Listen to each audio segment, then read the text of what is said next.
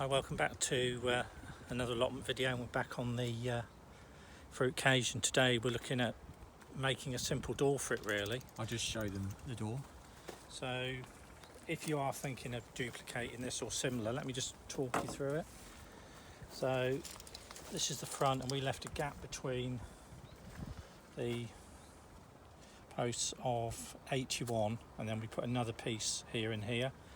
You see we put I suppose you'd call it a lintel, door lintel above, and that is from the top there 43 centimetres down. Now if you look here, I've used some of this lighter wood. Let me just find a little bit.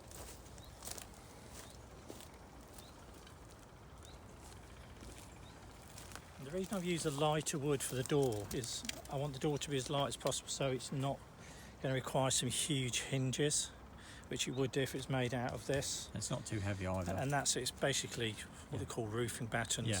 It's pre-treated, but I'm going to give it some creosote as well. Yeah. So the reason I've done it, built the frame this way and not that way, so I've built it like that, is so when we hinge it here, it's going to go over the frame of the wood, and we can attach the hinges here and here. So the hinge will just screw straight into there. We might even bolt them on, and we'll have 3 or 4 hinges, which will make it easy and it'll take the weight. That way we don't have to have what you normally have on a shed door, where you have the long strip and the little hinge. I'm trying to think what they're called. They're called gate hinges, possibly. On here, no, they haven't. No, they're like concealed, they're aren't big hinges, so you need quite a bit of structure in there. You'd need beams coming across quite wide to take the hinge. Yeah. So this is the easiest solution. Like I say, that'll just fit over there like that, and we'll have a little lock, a little hasp there, just like that, and it'll keep the little birdies out basically. So this is going to have mesh on the front, isn't it? Yeah. Like, and we're waiting on the mesh at the moment, aren't we? Ordered the mesh in. It takes us a couple of days to come sometimes. Right, so we're fortunate enough here on this allotment to have bees on site, which is really good. We want the bees to come in, but we don't want the birds, our butterflies, to come and start eating our crops. So we've gone for some 13mm mesh, done a fair bit of research, and they say between 13 and 20 to keep even the smaller birds out. So the 13 will do for us. And because we're 2.4 metres high, the mesh comes in heights of 90 centimetres, so we'll need 3 strips. So we're literally just under a metre, isn't it? 90 centimetres. Going to go round, starting at the bottom 3 times, and then across on the roof. And we're going to use some fence staples, which look a bit like a U. Well, that'll be the next couple. That'll be in the next few videos. We're just trying to get the door made today and drying. We've given them the frame another coat of paint as well, and it does. Another thing of creosote. And it does look. Does look better, doesn't it? Yeah, second coat of creosote. But while we're on the subject of creosote, where are we? So yeah, I've got to say that we bought 2 of those there, 4-litre containers. We've done all this, and I've probably got. We bought 2 thinking, we'll need 2. But it goes such a long way, this stuff. It does go a very long way. So you'll only need 1 of those at the very best, and you'll only use about half of it, so you can do other bits with it. But yeah, it's all looking good.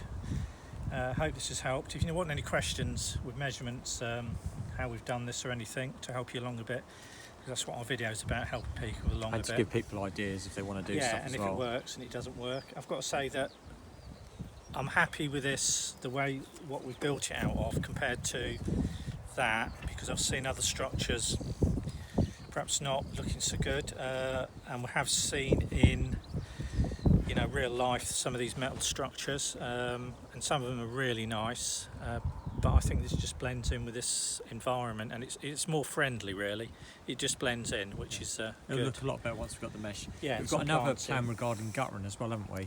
Yeah, so what we're going to do with that? We're going to mesh the top. Yeah. And then what we're going to do, once we've got the mesh on. Yeah, we've got to do one thing at a time with this. Because we want to harvest a load of water. We're going to then add this once the mesh is on, to give us a bit of a a bit of height on there. Yeah. And then what we're going to do, we are going to get a series of lengths of gutter, the U bit, this bit, but the bigger stuff.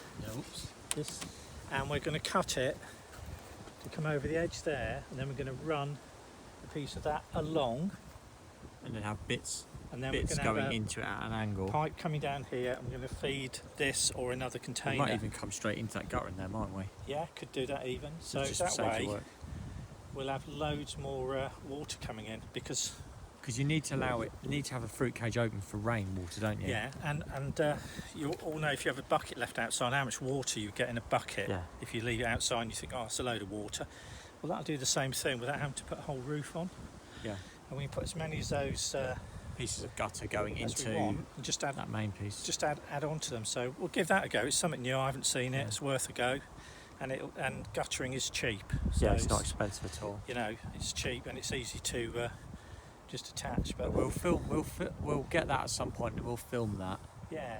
Give you some ideas. We'll run it at an angle from there into a central piece, then down in there, as John says, or just into one of these water butts. We'll see. Yeah, we'll see how we get on with it. But that's a little update for today. Just got the door made, painted again, thinking about other stuff. We'll get the mesh on soon. It's coming together. We've just got another couple of trees, haven't we? Yeah, we're showing the trees, yeah. So, obviously, in previous videos, we've discussed the fruit bushes in the ground. But to be honest, due to the amount of things that come in here at night, that's not going to be viable in the birds. That's why we've built the fruit cage in the first place. So we're going to take these bushes out.